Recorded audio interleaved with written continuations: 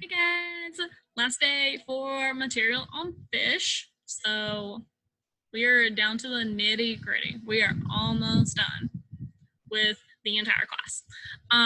Today we're going to talk about fish diseases. Pulling up PowerPoint.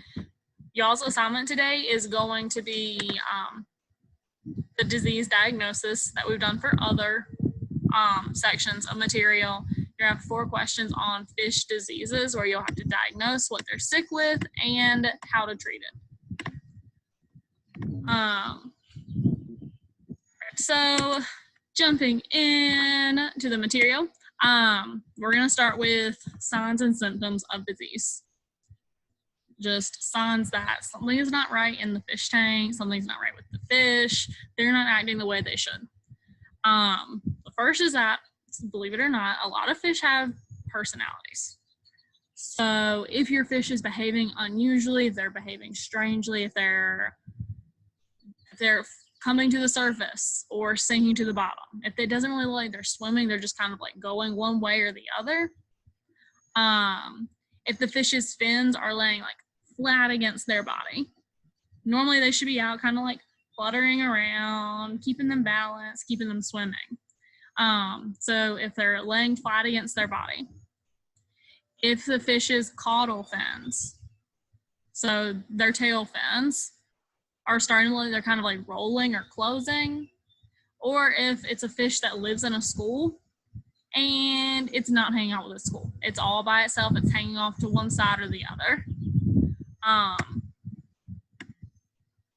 If your fish doesn't seem to be able to keep up with the other fish, if it's swimming really slowly, like it doesn't have any energy, if their breathing seems erratic, like they're breathing way too fast, or if they're breathing deeper than normal, if the fish has to come up to the surface to gasp for air, it's a sign that your tank does not have enough oxygen, or your fish is having trouble breathing.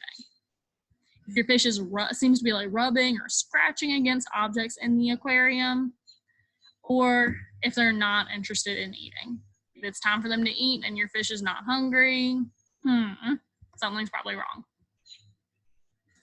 If the fish's belly appears to be caved in, so instead of their belly, if their belly is normally like this, if it's more flat or more like that, or if their belly looks too big, if it looks swollen or bloated.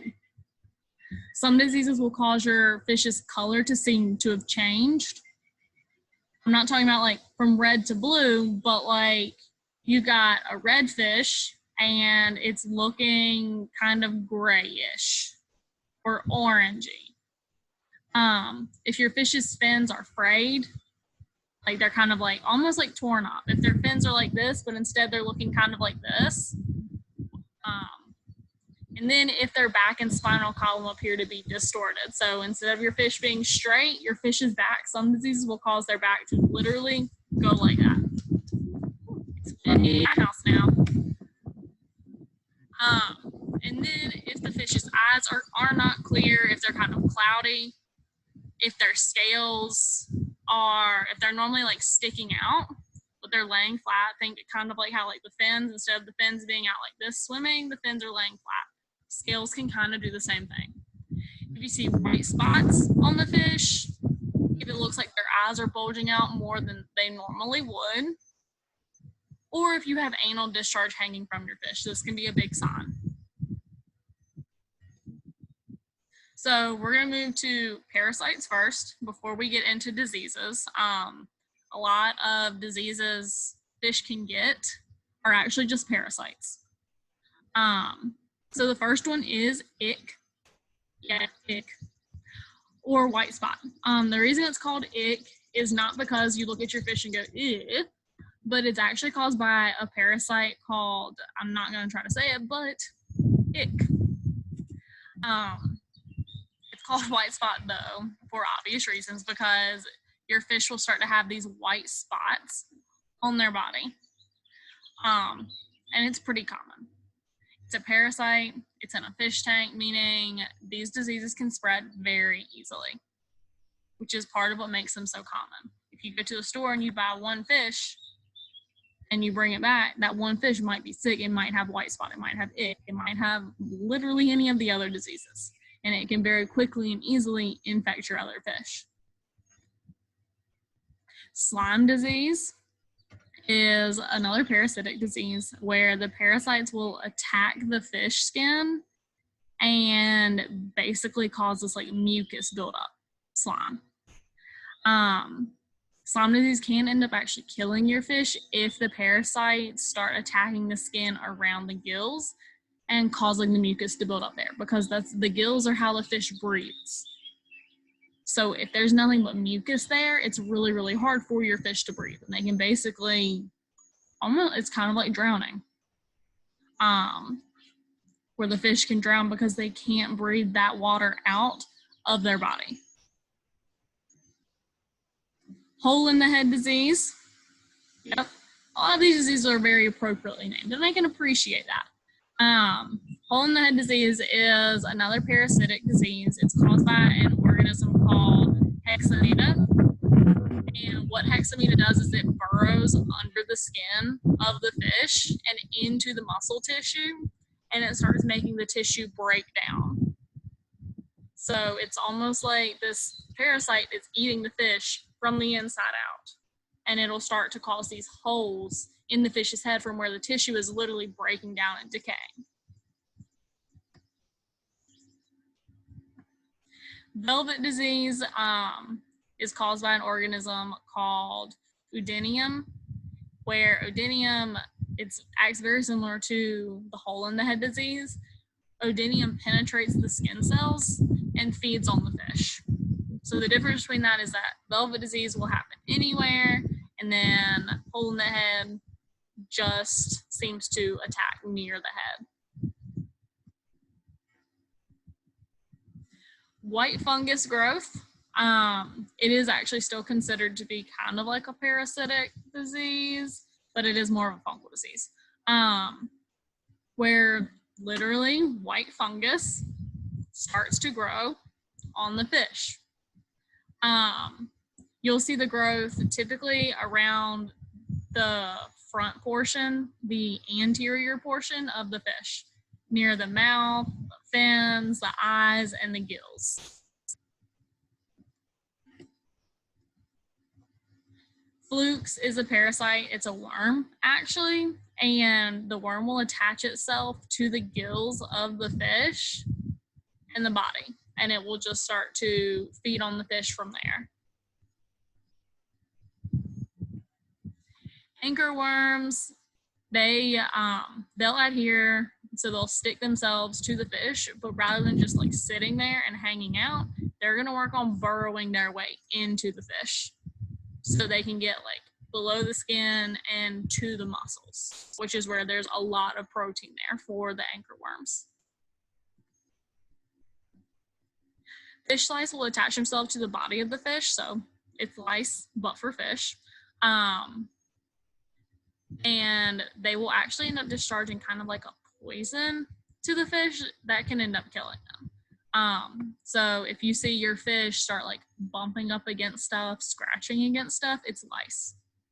It makes them kind of itchy. It's uncomfortable to have, I mean, look at this fish, so many of them attached to the body where they're going to start trying to rub on stuff to try to get it off. They don't have arms. They can't just like, oh, scratch my back. They've got to rub against something. It can be the little treasure chest in their tank. It can be a plant. It could be the side of the tank. It could be another fish. But it's going to try to scratch up against stuff to get the lice off of them. Bacterial diseases, fin rot. So this is where the fish's fins will look kind of frayed, where the bacteria gets on the fish and typically near the fins, and it will start to almost like eat away at the fish, so that the tissue around where the fish's fins are will start breaking down and looking frayed, where it looks like the fins are rotting, hence the name. Mouth fungus, this looks a lot like the white fungus growth that we talked about earlier. The difference is that mouth fungus is only gonna be found on the fish's mouth.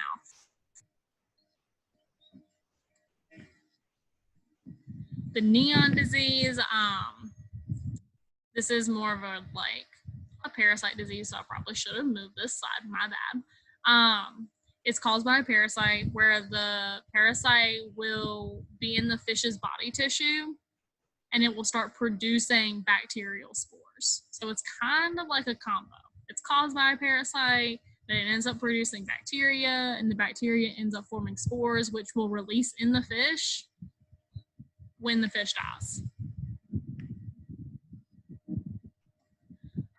Tuberculosis, so this is where we see the spinal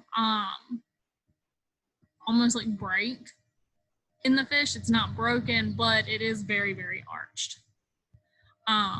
Tuberculosis is it's almost like a respiratory disease where the bacteria will get into the fish and invade the organs and the tissues and start working on breaking all of that stuff down. Pseudomonas and Aeromonas, two different diseases, but they act so similar that a lot of times they're grouped together. Like you would have to do a culture test to see which one your fish had. But if you see it, typically it's gonna be like swollen bellies. You might see some lesions, some ulcers on the fish, but that's gonna be it. And typically it's gonna be found in fish that are already sick. Pseudomonas and Aeromonas, they normally only function as like a secondary infection where the fish is already sick, it sees weakness and it goes in there. So you're only going to see it with fish that are already sick. And then just some environmental problems in the tank. Some reasons that your fish may not necessarily be sick, it's something that's wrong in the fish's tank in their environment. These are going to be easier to fix. So a lack of oxygen or an abundance of carbon dioxide can really be a problem for your fish, and it's going to affect the way that they're having to breathe. So a lot of times if you see this, you're going to see the fish swimming to the surface and trying to gulp air because there's not enough oxygen in the tank for them to be able to breathe the way that they should. If the water pH is off, you can start seeing some respiratory problems and excessive mucus production with your fish, where the water is too acidic, it's too basic, it's not just right.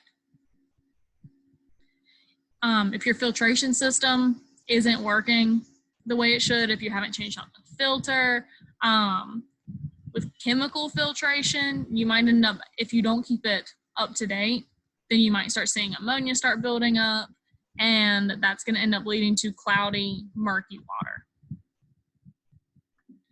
water. Gravel filtration systems, if you don't keep those changed out, you can see a buildup of iron sulfite, which is going to start turning your gravel this really, really dark color. So if you have black gravel, it's going to be kind of hard to tell.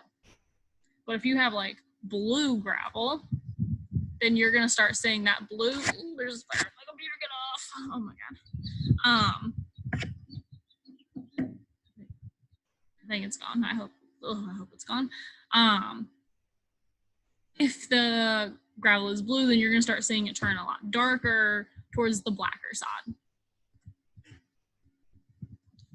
For disease treatment, a lot of times because disease is so prevalent in fish tanks, what you can end up doing is there's chemicals that you can use, and you can just put a little bit of it into the fish's tank. Because honestly, if one of your fish has a disease, the odds are very high that all of your fish have the disease. So there isn't really much use in treating just one fish. You're just going to go on ahead and treat the entire tank to try to knock it all out. So a lot of times you can just use some kind of like liquid chemicals that you'll put in the tank.